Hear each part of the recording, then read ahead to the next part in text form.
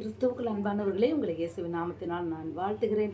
தேவனின் பிரதான கிருபையும் இரக்கமும் அன்பும் அவருடைய சந்தோஷமும் சமாதானமும் அவருடைய பரிசுத்தமும் தேவனுடைய பிரசன்னமும் நம் வாழ்நாள் முழுவதும் எப்போதும் நம்மோடு கூட இருக்கும்படி இயேசுவின் நாமத்தில் நான் வேண்டுகிறேன். ஆமேன்.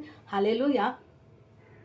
இன்றைக்கு தவச காலத்தில் 6வது நாளாகிய இன்று தேவன் நம்மோடு பேசுகின்ற வார்த்தை ரோமருக்கு எழுதின சுவிசேஷம் 7வது அதிகாரம் 27வது வசனத்தின் மூலமாய், பாவத்துக்கு அடிமையாய் இருந்த நாம் தேவனுக்கு அடிமையானதினுடைய பலன் என்ன அப்படின்னு சொல்லி பார்த்தா நித்திய ஜீவன். ஹல்லேலூயா. பிரியமானவர்களே, நம்ம முதல்ல எப்படி இருந்தோம்னா பாவத்துக்கு அடிமையாய் தான் இருந்தோம் எல்லாருமே. ஆனால் தேவன் அவர் இந்த தன்னுடைய மகா பரிசுத்த இரத்தத்தின் வல்லமையினால நாம் அவருடைய திரு இரத்தத்தினால் நாம் நம் பாவங்களை கழுவி சுத்திகரித்து அவருடைய சொந்த பிள்ளையாய் நாம் தேவனுக்கு அடிமையாய் நாம் மாறினது நிமித்தமாய் நம்ம முதல்ல பாவத்துக்கு அடிமையாய் இருந்தோம். அடுத்து தேவனுக்கு அடிமையாய் மாறணும். அதனால நமக்கு கிடைக்கிறது என்ன அப்படின்னு சொன்னால் நித்திய ஜீவனா. ஹல்லேலூயா. இன்றைக்கு பிரியமானவர்களே, உண்மையில் நம்மளிடத்தில் ஏதாவது பாவங்கள் இருந்தால் இந்த லெந்து நாட்களில், இந்த தவ காலத்தில் நம்மில் பாவம் இல்லை என்று சொல்வோமானால் அது வஞ்சனையாக இருக்கும்னு சொல்கிறாரு. நிச்சயமாகவே நாம் பிறந்ததிலிருந்து நாம் பாவத்தில் தான் வாழ்ந்து கொண்டு இருக்கிறோம். பாவம்தான் இல்லாமல் இல்லை. ஆனாலும் தேவனுடைய கிருபையால் அவருடைய இரத்தத்தினால, பரிசுத்த இரத்தத்தினால நாம் கழுவப்பட்டு அவருடைய பிள்ளைகளாய் மாறினதுனால நமக்கு நித்திய ஜீவன். நித்திய ஜீவன் என்பது என்ன? தேவனையும் தேவன் அனுப்பிய பிதாவையும் சத்தியத்தையும் அறிகிறதே நித்திய ஜீவன். ஹல்லேலூயா. அப்போ நாம் அதை விசுவாசித்து தான் அவருடைய இரத்தத்தினால நம்மளுடைய பாவங்களை கழுவியிருக்கிறோம். இன்றைக்கு நாம் எதற்கு அடிமையாக இருக்கிறோம்? பாவத்துக்கு அடிமையாக இருக்கிறோமா, இல்லை இயேசு கிறிஸ்துவுக்கு அவருடைய அன்புக்கு அடிமையாக இருக்கிறோமா? நானும் பாவத்துக்கு அடிமையாக இருந்தேன் பிரியமானவர்களே. உலகம்தான் பாவம். உலகத்துக்குள்ளே தான் வாழ்ந்துக்கிட்டு இருக்கோம். உலகம் எனக்கு ஒரு கவர்மெண்ட் வேலை கிடைச்சிடாதா, நான் பணம் சம்பாதிச்சிட மாட்டேனா, நேரம் உலகம்தான். ஆண்டவரை தேடினது ரொம்ப ரொம்ப குறைவு. அதுவே பாவம்தான். ஆண்டவர் என்னை சந்தித்த நாள் முதற்கொண்டு அது எனக்கு பாவம்னு சொல்லி தெரிஞ்சது. அந்த பாவத்துக்கு அடிமையாக இருந்த நான் இயேசுவின் இரத்தத்தினால நான் விடுதலையானேன். ஒரு பாட்டு கூட இப்படி எழுதியிருக்கிறேன் பிரியமானவர்களே. அது எப்படி நான் எழுதினேன்னு எனக்கு தெரியல. ஆனால் அருமையான ஒரு பாடல். கேட்குறீங்களா? அடிமை நான் ஐயா, உமதன்புக்கு அடிமை நான்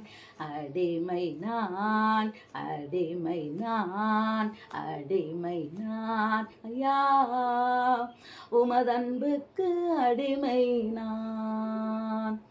பாவத்துக்கு அடிமையாயிருந்த என்னை பரிசுத்த இரத்தத்தினால், பாவத்துக்கு அடிமையாயிருந்த என்னை பரிசுத்த இரத்தத்தினால் விடுதலை தந்து பரிசுத்தம் செய்து பாதுகாத்து கொண்டீர். விடுதலை செய்து பரிசுத்தம் தந்து பாதுகாத்து கொண்டீர். உமதன்புக்கு அடிமை நான், உமதன்புக்கு அடிமை நான்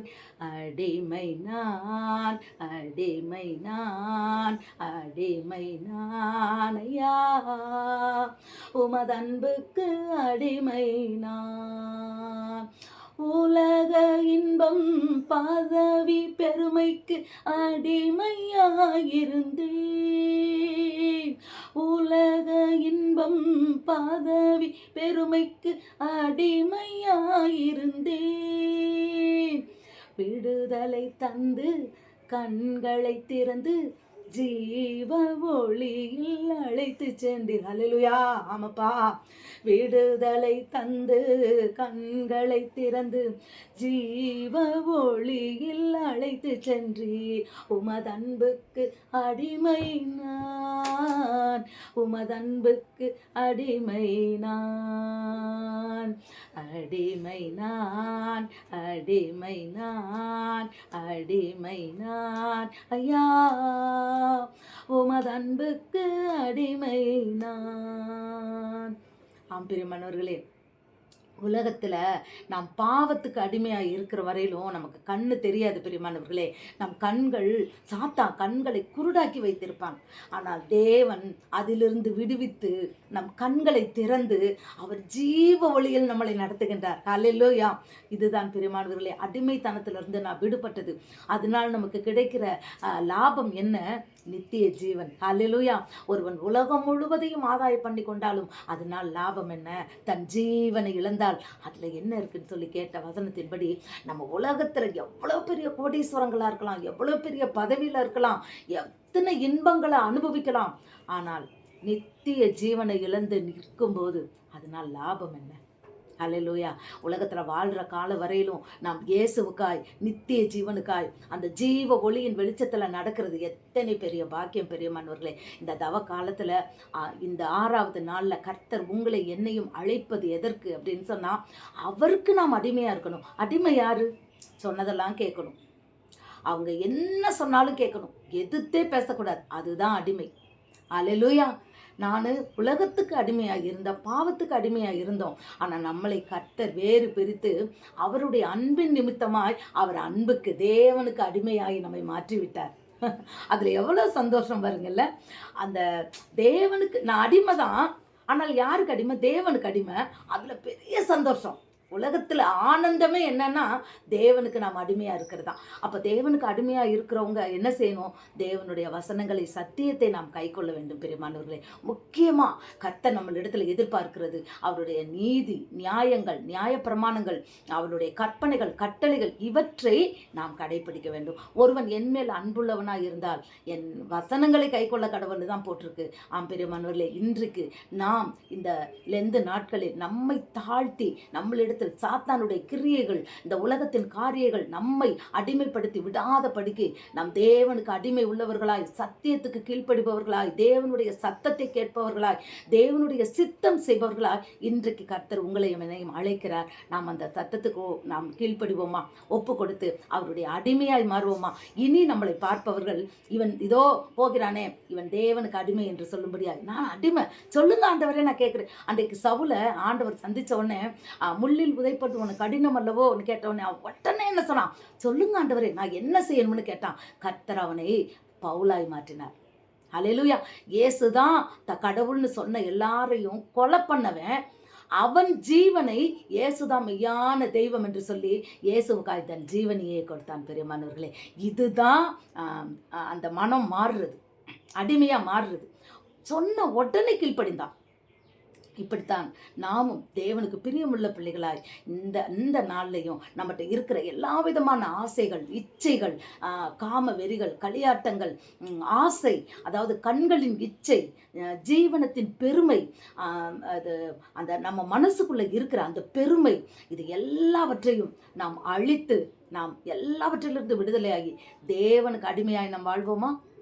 இந்த நாளில் தேவன் நம்மை அதற்கென்று அழைத்திருக்கிறார். நிச்சயமாக நாம் ஒவ்வொருவரும் தேவனுக்கு அடிமை என்பதில் நாம் பெருமைப்படுவோம். தேவனுடைய ராஜ்யத்தை நாம் எழும்பி கட்டுவோம். அவருக்கென்று அந்த ராஜ்யத்தில் நாம் ஒரு சில ஆத்துமாக்களையாவது கொண்டுட்டு போனால் தான் தேவனுக்கும் பிரியம், நமக்கும் சந்தோஷம். அதனால் ஆயத்தப்படுத்துவோம், நாம் ஆயத்தமாவோம், ஆயத்தப்படுத்துவோம். கர்த்தர் உங்களை அளவில்லாமல் ஆசீர்வதிப்பாராக. தொடர்ந்து என்னோடு இணைந்திருங்கள். இது 6வது நாள் தான், இன்னும் 34 நாட்கள் இருக்கிறது.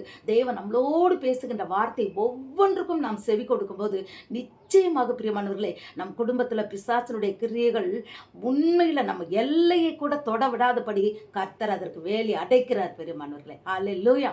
இன்றைக்கு நாம் அதற்கு நம்மை ஒப்பு கொடுப்போமா? God bless you.